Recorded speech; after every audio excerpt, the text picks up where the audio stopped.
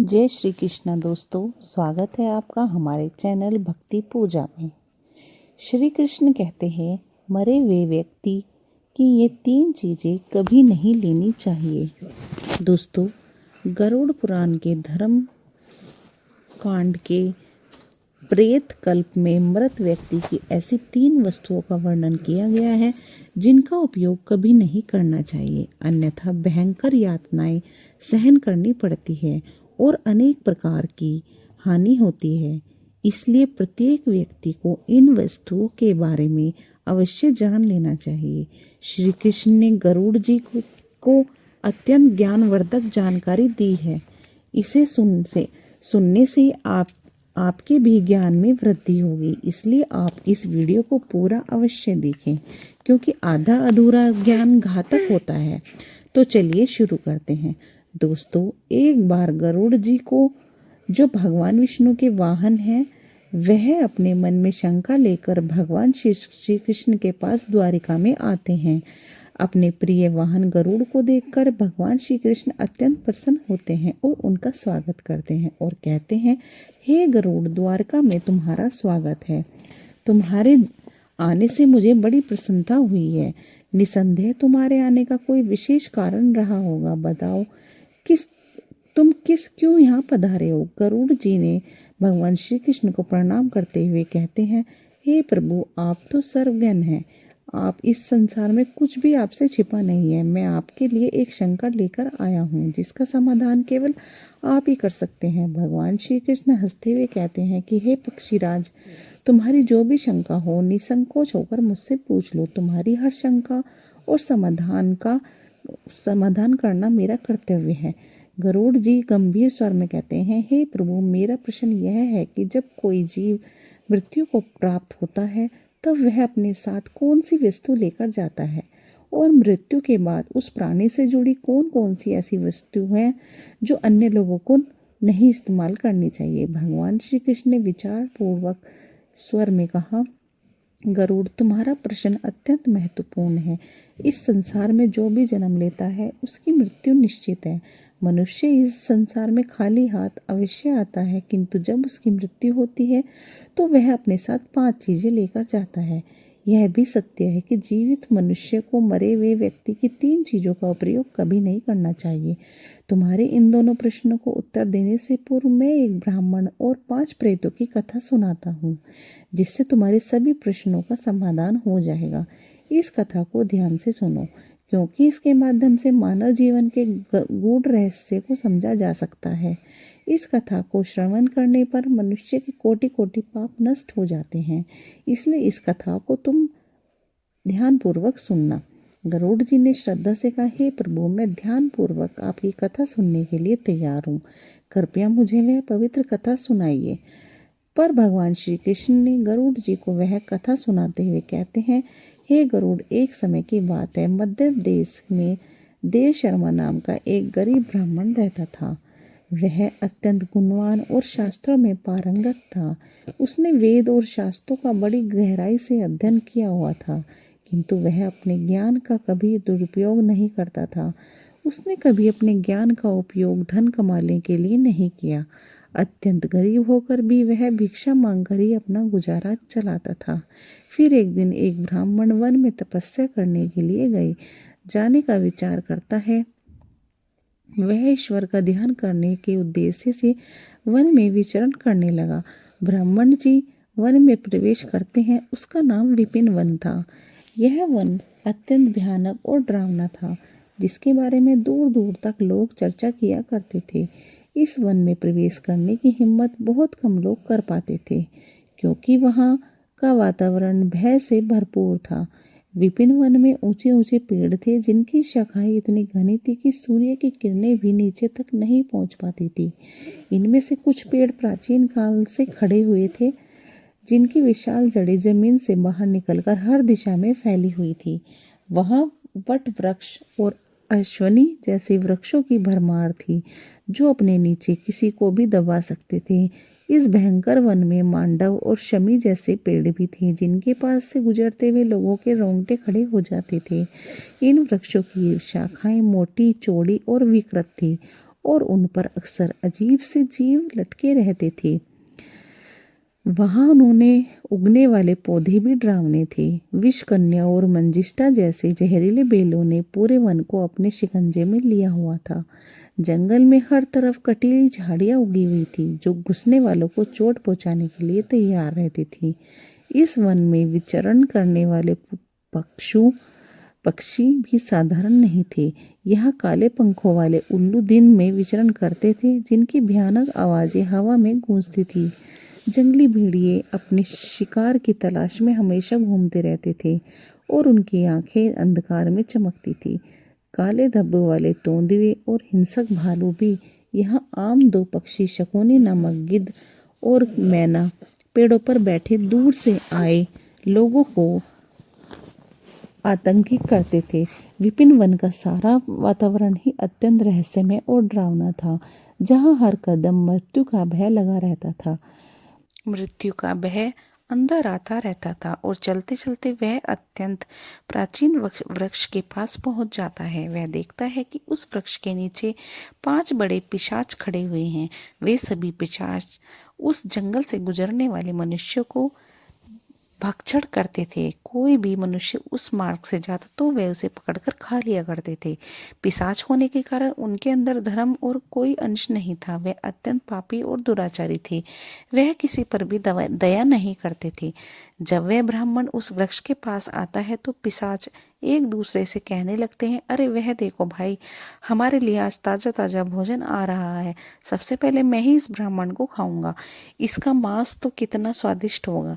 यह ब्राह्मण केवल स्वाद भोजन ग्रहण करता होगा, इसलिए इसके शरीर में किसी भी प्रकार का कोई रोग नहीं होगा, कोई कीड़े और कृमि नहीं होंगे। इसका मांस खाने में बड़ा आनंद आएगा। हाँ हाँ, दूसरा पिशाच कहता है, इस ब्राह्मण का भक्षण तो मैं ही करूंगा। आज कई दिनों पश्चात शिकार हाथ लगा है। इस प्रकार से पिशाच उस ब्राह्मण को खाने के लिए आगे आते हैं। लेकिन जब वह ब्राह्मण उन पिशाचों को देखता है तो वह बिल्कुल भी भयभीत नहीं होता।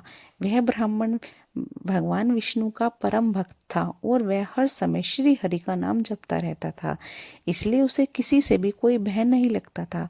उन पिशाचों को देखकर भी ब्राह्मण भयभीत नहीं हुआ और उन पिशाचों की ओर देखते हुए उन्हें प्रणाम करने लगता है और कहता है, हे पिशाचों, मैं तुम्हें नमस्कार करता हूँ। उस ब्राह्मण का ऐसा विचित्र व्यवहार देखकर पिशाच हैरान हो जाते हैं।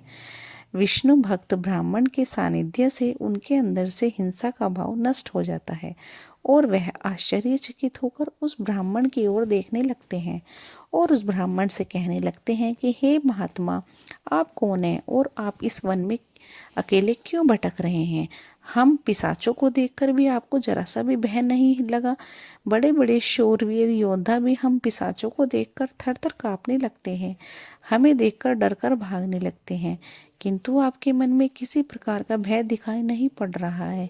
आपके सानिध्य में आने पर हमारी भूख भी समाप्त हो चुकी है। हम तो आपको भोजन समझकर प्रसन्न हो रहे थे और आपको खाने वाले थे। फिर भी ब्राह्मण कहता है, हे पिशाचों, मुझे आपसे बिल्कुल भी भय नहीं लग रहा है, क्योंकि मैं जानता हूँ कि भगवान हमेशा मेरे साथ हैं और उनकी इच्छा के बिना तो पेड़ का पत्ता तक नहीं हिलता। यदि मेरी मृत्यु आप पिशाचों के द्वारा ही होनी है तो मुझे भी यह स्वीकार है। प्रभु ने मेरे भाग्य में जो भी लिख दिया है वह मुझे मंजूर है। यदि मुझे खाने से आपकी तृप्ति होती है तो मैं इसे अपना सौभाग्य समझूंगा। इस संसार के प्राणी को सुख प्रदान करना, उनकी तृप्ति करना ही प्रत्येक मनुष्य का कर्तव्य है। पिशाच भी ईश्वर द्वारा ही बनाए हुए हैं, इसलिए मैं आपकी निंदा भला कैसे कर सकता हूँ?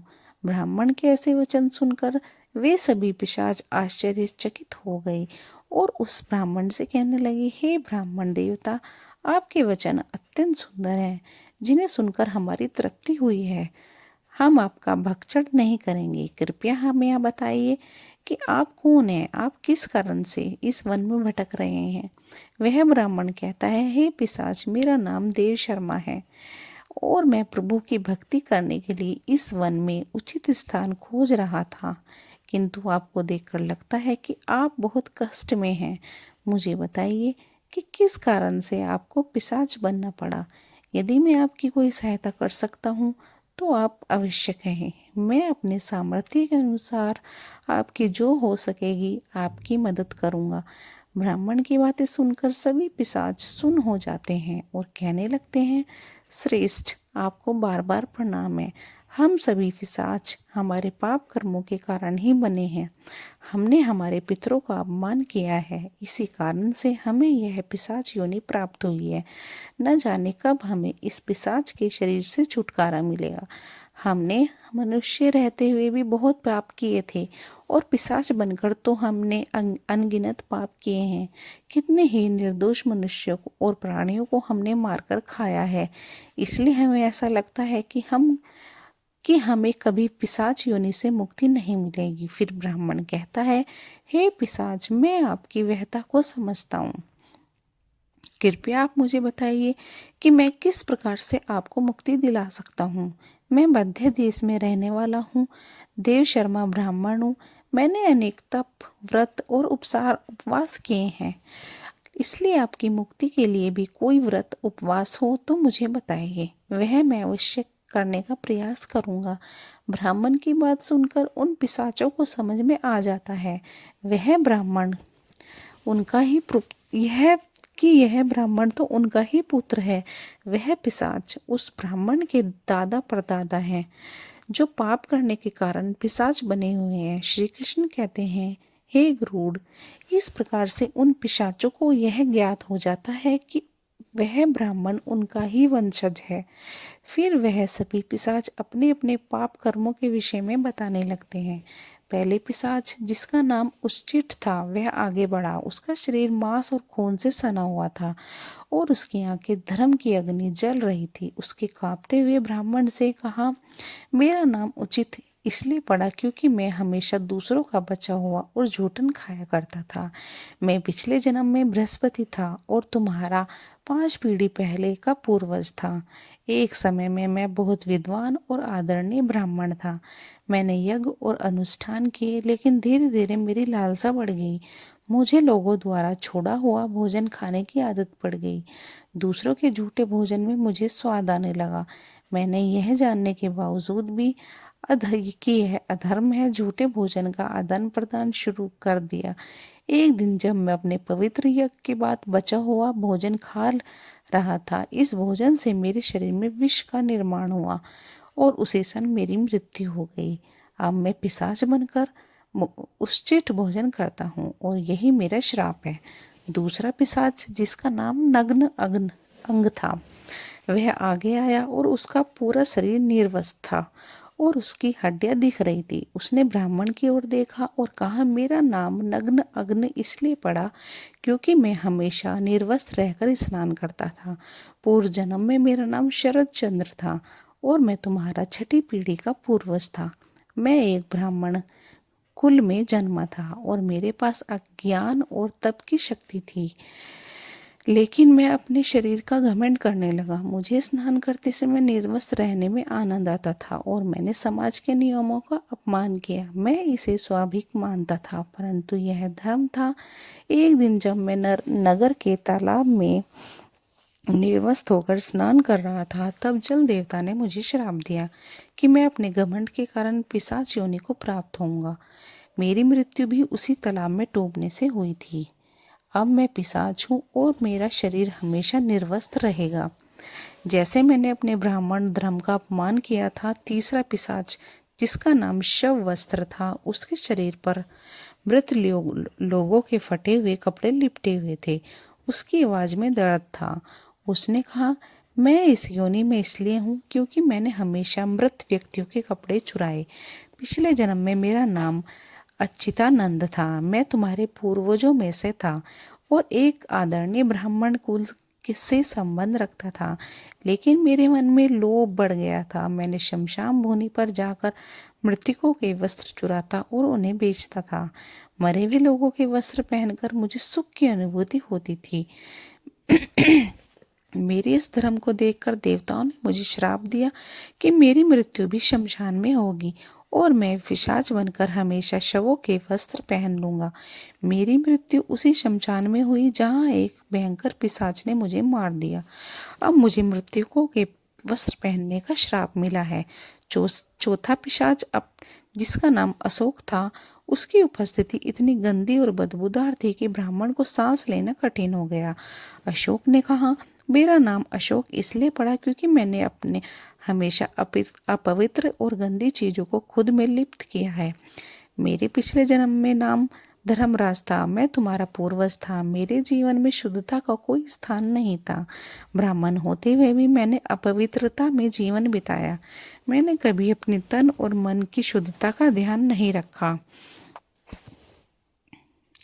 और न ही मैं स्नान करता था, और यह सब जानकर भी मैंने धर्म के नियमों का पालन नहीं किया। मेरे इस पाप के कारण देवताओं ने मुझे श्राप दिया कि मैं अशुद्धता में लिप्त रहकर ही इस पिशाच योनि में भटकूं। मेरी मृत्यु एक गंदे तालाब में डूबकर हुई। मैं इस पिशाच योनि में हूँ जहाँ मैं हमेशा अपवित्रता से घिरा रहता हूँ। अंत में पांचवा पिशाच द्रव्यहरि था। उसका मुक्त रक्त से लपट रहा था। उसके हाथों में मांस के टुकड़े थे। उसने वहां भयानक हंसी के साथ ब्राह्मण से कहा, मैं दिव्यहरि हूँ क्योंकि मैं मांस और रक्त का लोभी था। पूर्व जन्म में मेरा नाम सोमदेव था और मैं तुम्हारा पूर्वज था। मुझे ब्राह्मण होते हुए भी हिंसा और क्रूरता का जीवन अपनाया। मुझे मांसाहार और क्रूरता का जीवन अपनाया। मांसाहार और हत्या में मुझे आनंद आता था। मैंने कई निर्दोषियों प्राणियों का खून बहाया और उनका मांस खाया। मैंने अपने परिवार और समाज की मर्यादा का उल्लंघन किया। मेरे इस अधर्म के कारण मेरी मृत्यु एक मांसाहारी भोज के दौरान हुई। जब मैंने गाय का मांस खाया तो देवताओं ने मुझे श्राप दिया कि मैं इस पिशाच योनि में आकर रक्त और मांस का लोभी बनूंगा। अब मैं हमेशा दिव्य हरि बना हुआ हूँ। इस प्रकार से वे पिशाच कहते हैं कि गंदे मैले वस्त्र पहनकर ही भोजन, पूजा पाठ आदि किया करते थे। हमने हमेशा ही उचित भोजन ही ग्रहण किया है। इसी कारण से हमारी यह दुर्गति हुई है। हम निर्वस्त्र होकर स्नान करते थे, जिस कारण हमारे पितरगण हमसे रूठ गए। हमने अपने कभी पितरों के लिए भोजन अर्पित नहीं किया, इसलिए इस कारण से हमें मृत्यु के पश्चात प्रेत बनना पड़ा। फिर वह पिशाच कहते हैं, हे वत्स, तुम हमारे ही वंश से हो। हम तुम्हारे पूर्वज हैं। यह ईश्वर की ही कृपा है कि उन्होंने तुम्हें हमारे पास भेजा है। अब हमें यकीन हो गया है कि तुम हमें मुक्ति अवश्य दिलाओगे। हे वत्स, तुम अभी जाओ और हमारी मुक्ति के लिए उपाय करो। हमारे पूर्वज की ऐसी दशा देखकर वह ब्राह्मण अत्यंत दुखी हो जाता है और सोचने लगता है कि प्रत्येक मनुष्य का यह क्रम है कि वह अपने पूर्वजों को मुक्ति दिलाने के लिए कार्य करे। वह ब्राह्मण उस पिशाचों को वचन देता है और कहता है, हे पितामह, मैं आपकी मुक्ति के लिए अवश्य उपाय करूंगा। फिर वह ब्राह्मण मुनि अगस्त के पास जाता है और उन्हें पितरों की मुक्ति के लिए उपाय पूछता है। मुनि अगस्त उस ब्राह्मण को पितरों की मुक्ति के लिए किए जाने वाले श्राद्ध, तप, पिंडदान, धर्म आदि क्रियाओं के बारे में बताते हैं। फिर वह ब्राह्मण पवित्र नदी के तट पर जाकर अपने पूर्वज के लिए सभी कार्य करता है जो मुनि अगस्त बताते हुए कहते हैं। वह पहले नदी के पवित्र जल से तर्पण करता है, फिर नदी के तट पर बैठकर पिंडदान करता है और उससे जो भी कुछ हो सके उसी के अनुसार दान धर्म करता है। इस प्रकार से उस ब्राह्मण के द्वारा तर्पण और दान धर्म करने से वह पिशाच मुक्त हो जाते हैं और स्वर्ग की ओर जाने लगते हैं। फिर कृष्ण जी गरुड़ से कहते हैं, हे गरुड़, इसलिए मनुष्य को कभी उचित वस्त्र नहीं पहनना चाहिए, अर्थात गंदे और मैले कपड़े नहीं पहनना चाहिए। कभी उचित भोजन नहीं करना चाहिए। दूसरों का झूठा, जमीन पर पड़ा हुआ, दूसरों के द्वारा ठगा गया और पितरों को अर्पण किए बिना भोजन उचित नहीं होता है। हे गरुड़, अब मैं तुम्हें मृत व्यक्ति की उन वस्तुओं के विषय में बताता हूँ कि जिनका उपयोग जीवित मनुष्य को कभी नहीं करना चाहिए, इसलिए तुम ध्यान से सुनो। हे गरुड़, मनुष्य इस संसार में लेकर कई भौतिक सुखों के मोह में पड़ जाता है। मृत्यु के बाद भी उन वस्तुओं के प्रति मोह नहीं छूटता है। जब तक मनुष्य सांसारिक वस्तुओं का मोह त्याग कर संपूर्ण रूप से ईश्वर को अपना नहीं लेता है, तब तक वह अलग अलग योनियों में जन्म लेकर पृथ्वीलोक पर ही भटकता रहता है। कभी कभी यह मोह इतना अधिक होता है कि वह मृत्यु के बाद भी इसी पृथ्वीलोक पर भ्रमण करता है, अर्थात वह प्रेत योनि धारण करता है।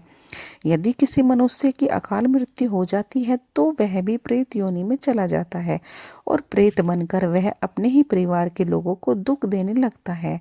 कई बार मनुष्य अपने मृत परिवारजनों की वस्तुओं को उनकी याद में अपने पास रख लेते हैं या उनकी वस्तुओं का उपयोग भी करने लग जाते हैं, लेकिन मनुष्य को मृत व्यक्तियों की कुछ वस्तुओं का उपयोग कभी नहीं करना चाहिए, क्योंकि इन वस्तुओं के साथ उस मृत व्यक्ति की ऊर्जा जुड़ी हुई होती है। उस मृत व्यक्ति का उन वस्तुओं से जुड़ा रहता है और यदि कोई इन वस्तुओं का प्रयोग करता है तो उसे कई परेशानियों का सामना करना पड़ता है। वह मृत आत्मा उसे कई प्रकार से कष्ट देने लगती है। इसलिए कभी भी मनुष्य के मरे हुए इन चीज़ों का इस्तेमाल नहीं करना चाहिए। मनुष्य चाहे उन वस्तुओं को संभाल कर अपने घर में रख सकता है अथवा उन चीज़ों को नदी के जल में प्रवाह कर सकता है, लेकिन भूल से भी उनकी वस्तुओं का इस्तेमाल नहीं करना चाहिए। उसे मृत आत्मा की शांति के लिए मनुष्य उस व्यक्ति की प्रिय वस्तुओं का दान करता है तो वह बहुत ही शुभ होता है। वह सबसे पहली वस्तु क्या है? मृत व्यक्ति के कपड़े। मृत व्यक्ति के कपड़ों का कभी भी इस्तेमाल नहीं करना चाहिए, उन्हें भूलकर भी नहीं पहनना चाहिए। ऐसा करने से मृत व्यक्ति की आत्मा उस व्यक्ति से जुड़ जाती है जो इनका इस्तेमाल करता है। मृत व्यक्ति की यादें उस व्यक्ति को सताने लग जाती है जो उनके कपड़ों का इस्तेमाल करता है, जिस कारण से वह व्यक्ति मानसिक और शारीरिक रूप से कमजोर हो जाता है। उस व्यक्ति को अपने मृत परिजन की ऊर्जा का एहसास भी होने लगता है। इसलिए मृत व्यक्ति के कपड़े कभी नहीं पहनने चाहिए। मृत व्यक्ति के कपड़े हमेशा दान कर देने चाहिए, जिससे उनकी आत्मा को शांति प्राप्त हो सकती। दूसरी चीज है मृत व्यक्ति के गहने। मृत व्यक्ति के गहने भी उसके कपड़ों की तरह ही उसकी ऊर्जा के स्रोत होते हैं। मृत व्यक्ति को अपने गहनों से लगाव कपड़ों से कहीं ज्यादा होता है, क्योंकि प्रत्येक व्यक्ति गहने खुद को सुंदर प्रतीक करने के लिए पहनता है, लेकिन जब व्यक्ति की मृत्यु हो जाती है और उसके गहने कोई दूसरा व्यक्ति पहन लेता है, तब मृत व्यक्ति की आत्मा असहाय महसूस करने लगती है। वह आत्मा उस व्यक्ति को परेशान करने लग जाती है। आत्मा मोक्ष की राह पर न जाकर इसी मृत्यु लोक में अपने ही परिजनों को परेशान करने लग जाती है।